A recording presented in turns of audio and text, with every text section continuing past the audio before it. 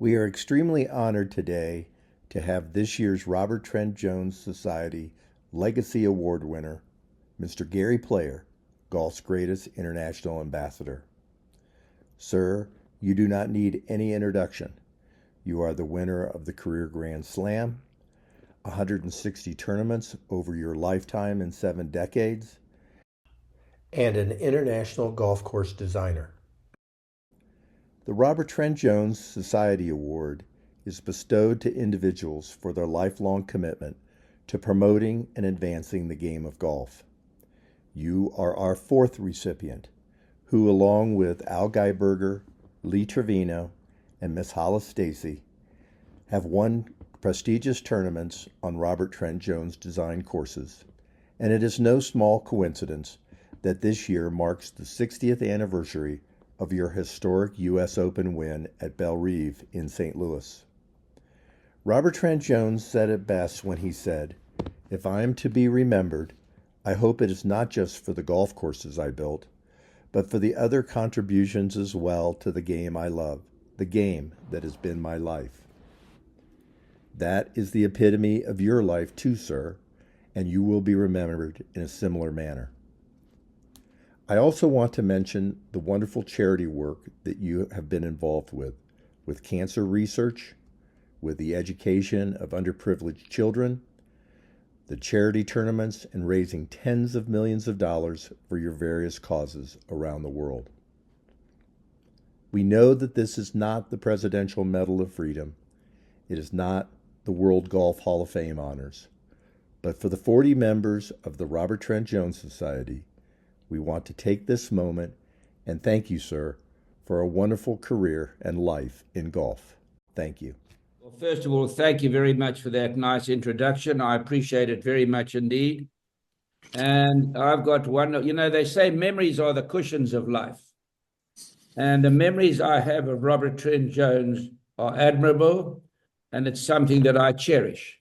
First of all, he was a marvelous golf architect, and I was really honored to win the Grand Slam on his golf course, Bellerive, which at that time was the longest golf course that they'd ever played the US Open on. And what a test of golf. And it stood the test of time up until now. So I was a great admirer of his. I'm 90 years, almost 90 years of age now, and I don't believe in retirement. I think retirement is a death warrant. And I think that was his outlook as well. Every time I got in an aeroplane going somewhere, I'd see Robert Trent Jones, and he was over 90. And I said, "Mr. Jones, when are you going to take it easy?" He says, "I'm going to die in this aeroplane because I love golf so much." And as you so correctly said, and I wish I had the vocabulary of a Winston Churchill to aptly describe Mr. Jones. As I said, a Shakespearean or a Winston Churchill, who was my great hero, to really pay homage to this man. I mean, really, he worked hard. He built beautiful golf courses. He was out there, and if he didn't like a hole, he'd get on a plane and go back and have a look at it. I mean, this man had dedication, the utmost that you can think of, the ultimate dedication to leaving his mark behind. Well, you worked across several eras in golf, both with you and Jack and Arnold, as well as your involvement with so many international players. Who left the most indelible marks in your early career in terms of wanting to play an international game, getting on a plane, as you just said, and really encouraged you in those early years to crack the U.S. Golf game? Well, living in South Africa, I used to read about Ben Hogan because he was my size, and I was fortunate enough to play a lot of golf with him in the latter part of his career. I never saw a man ever hit the ball like Ben Hogan. Never. And I played with them all. I even played with Gene Sarazen, way back, players, and Henry Cotton, players that played over 100 years ago. So Ben Hogan, Sam Snead was the greatest athlete I ever saw. The greatest golfer that ever lived is Jack Nicklaus. If you look at his record, nobody's record. If you look at it on paper and make comparisons, which I've done recently, nobody comes close to Jack Nicklaus for a golf record. And Jack Nicklaus is the greatest gentleman I have ever played with in golf. Hogan was a tough cookie. He wouldn't speak to people. I played my first US Open with him. He was a gentleman. My first US Open in Oklahoma, I was very nervous. I got in the first year. I took my hat off. I said, "Good morning, sir." "Morning, fella." That was the last word he said to me the whole day. And then the next day, I played with him, same thing. And then he said to me, "Well played, son." Well, that's 5 words and 36 holes. And I was like second in the tournament. So, and then I was sitting in the clubhouse, minding my own business, and he tapped me on my shoulder. And I turned around, he says, "You're going to be a great player one day, fella." And I said, "Well, thank you, Mr. Hogan. Nobody's ever given me or said anything as important as that, because I was obsessed." Now the game has changed. Golf is not the same game. As I said earlier, they should change the name of golf now. There are no more par fives. Originally, when golf was invented, they had a par five, a par four, and a par three. That does not exist anymore, gentlemen. There's no such thing as a par five now. They're hitting 6 irons and 8 irons to par fives. The ball is going too far. I'm talking about for professionals now. Leave everything as it is for amateurs. But for professionals, they've got to cut the ball back 60 yards to come back to normality. I mean, the golf courses are all going to be obsolete. Mr. Jones would, as they say in Scotland, would turn in his grave if he saw what they were doing to his golf courses right now. I vividly remember, he built at that stage the toughest and best designed golf courses. They were the best. They were the toughest. If you went to one of his golf courses and you broke 70, you earned it. Now they're Mickey Mouse courses. These guys get up there and they hit an 8 iron to par fives, etc., etc. The third hole at Augusta, Nicklaus used to hit a drive and a wedge. Now they drive over the green. So I don't know where we're going, but it's not in a healthy position. Everybody's trying. The PGA are trying. Liv's trying. Everybody's trying to put their effort in, but are they going in the right direction? Unity is strength. We've got to all get together. Now, whether that'll happen or not, I don't know. You revolutionized the notion of fitness in golf. I mean, you played with people who walked the course and probably smoked a pack of cigarettes as they went. What's your fitness regimen today, and what would you recommend both young and old golfers do in terms of their fitness? When I started, the only exercise pros were doing was putting an olive into the other man's martini. There was no weight training whatsoever. Nobody even had a hand weight. And as I said to you, Arnold Palmer and Jack Nicklaus said to me when I was lifting these heavy weights, "Gary, your golf won't last." Well, I'm 90 and I'm still shooting par. And I've beaten my age over 3,000 times in a row due to the fact that I was doing weight training. And, there's change is the price of survival. And we've got to keep, as we know, getting better in every respect. Now, these young men now are lifting weights. If you look at Rory McIlroy, who has the best swing in the world today, Rory does a deadlift. That's when you put the weights down and you lift your body up like this. Now, he does it with 400 pounds. Now, a man who's lived with weights like myself, I was astounded. He showed me at Augusta on a video of him doing a deadlift of 400 pounds. Now, there's still people today on certain of the golf channels that'll tell you, "Oh, you cannot lift weights, it's detrimental." Well, Rory McIlroy is getting better and better. So, I mean, and all the young guys now are doing weights. And if you don't do weights now, you'll be left behind eventually. Mr. Player, you've talked about your win at Bellerive and kind of your obsession to go out there and be great. So, what was it in your childhood or your early career that drove your obsession to be great? What was that one key that said, "I want to be the best that ever lived"? That's quite a significant question. I have a friend in South Africa who's probably the most well-read man in the world, and he reads about scientific things, make the neurons in the brain, etc., etc. And I'm so fascinated by that because I come back to the fact that the superstars in golf were always very different people. They had something different about in their minds. But with me, what sometimes is very sad and tough to take is a blessing. I think the greatest gift bestowed upon man or woman is adversity. My mother died when I was 9. I adored my mother. My father worked in a gold mine, gentlemen, 8,000 feet down in the ground with no air conditioning, people dying like flies. My brother went to war to fight for the American flag from South Africa at the age of 17. He left high school, much to my mom and dad's absolute horror, going to war at 17. My sister was at boarding school.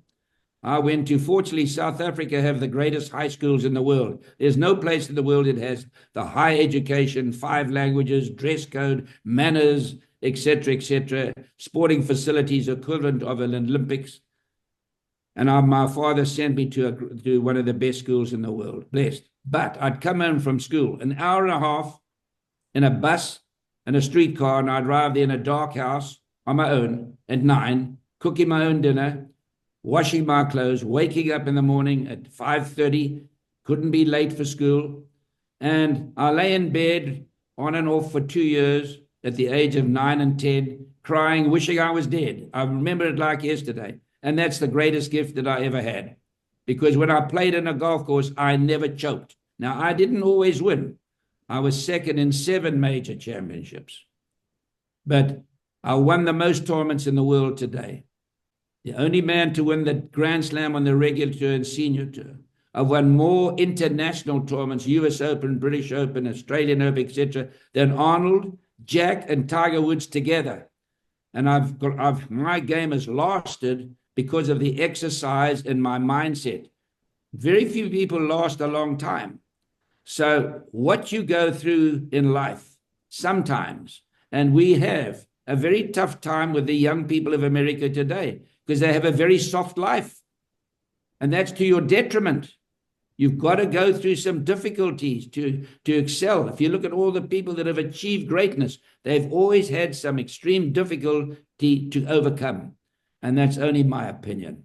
Thank you, David. And Mr. Player, thank you for this opportunity to visit. It's been just a gem, and I can't wait to share it with some of my fellow members at Bellerive who are excited about the legacy of the club, particularly launching with your win in 1965. So my introduction to the game was when a family friend decided to host myself and my younger brothers to Bellerive in 1965. It was to the 3rd round. And we decided to camp on the famous 6th hole, the par 3, where the scores were outrageously high. As a matter of fact, it set a record that week for most strokes over par. And I remember watching you come up to the tee on the 6th hole, and I was struck by your charisma and then your shot, which went into a sand trap. And I thought, oh, God, that wasn't so hot. And then your sand shot right near the cup, and then you made the putt, and you made it look easy, and I know it wasn't. So I just wanted, I didn't learn until 24 years later when I joined Bellerive in my first round playing that hole that an older member told me that you had done that purposely. You took dead aim at the trap because you were a magician out of the sand, and you made par all 4 days out of the trap. Can you share some thoughts about that strategy and what was in your mind then? Well, first of all, as you know, it's an extremely difficult hole. And Right. we didn't have a ball that goes 60 yards further, which happens today. Isn't that sad? The ball goes, well, it's sad and it's good. 60 yards further, metal heads, grooves on the club face that were considered illegal when we played, lightweight shafts, the most beautiful grips you've ever seen. The greens now are like snooker tables. The bunkers are raked with a machine. The fairways are cut with machinery that never existed. So you had to be very careful. Sometimes you had to play for a par. And that was a hole that you had to play for a par. If you got greedy, there were so many double bogeys on that hole because of bad course management. And, I was just funny enough, before I was asked to do this interview, I never go to bed in my life ever without saying a prayer, ever, of thanks. But I vividly remember that night going back and I was there at Bellerive, and I went on my hands and knees, and I was crying because I was so grateful to win the US Open. The US Open means so much to me. I don't think there's a man that lives in America, this is a hell of a statement, that appreciates and loves America as much as I do. When you won the Grand Slam, I mean, that's a big deal. Not only did you win the US Open, but did something that only 5 people to date have ever done. It's wow, what an accomplishment. What can you share about how winning that on the day 5, because it was a playoff with Kel Nagel? Is there anything specific you remember about that day? Very much so. That was the strongest and the fittest I've ever been. Honestly, I was squatting, as I say, with 325 pounds. My diet was absolutely excellent. I was sleeping well. Everything I tuned. I was never so tuned to win a tournament as that particular tournament. So it meant so much to me. And my mother died, as I mentioned, when I was 9 years of age. And so I was determined, and I met Joe Dye. Joe Dye used to be, I think, the president of the USGA, as fine a gentleman as ever existed on this planet. And we were playing in Pittsburgh, and I said to him, Mr. Jones, we were walking up the 18th hole, and I had a good chance to win it, and I never. I said, I'm going to win the US Open, and when I do, irrespective of what the prize money is, I'm giving it all back to cancer, which my mother died, and junior golf, because, as I said, the youth of a nation are the trustees of posterity. And so when I won, it was the greatest thrill for me to be able to give that money back at that time. Excellent. And then just one final question. Your purse in 1965 for the U.S. Open was had to be your biggest payday to date. And then what you did with the charity, I mean, your charitableness is legendary. What did that do to your life, and when you were able to, did it change you in any way? Well, it fulfilled a dream. It fulfilled a dream to win the US Open. The national championships are always the major championships of the world. And to come from a poor family and to struggle and to come to this great country and finally be in a position to be the first modern day player to win the Grand Slam and win it, and have a mother that you adored and saw her suffering from cancer, and to love young people as I do, because I experienced the difficulties as a young man, and for all this to take place at Bellerive, for me, Bellerive is a piece of sacred soil, Mother Earth.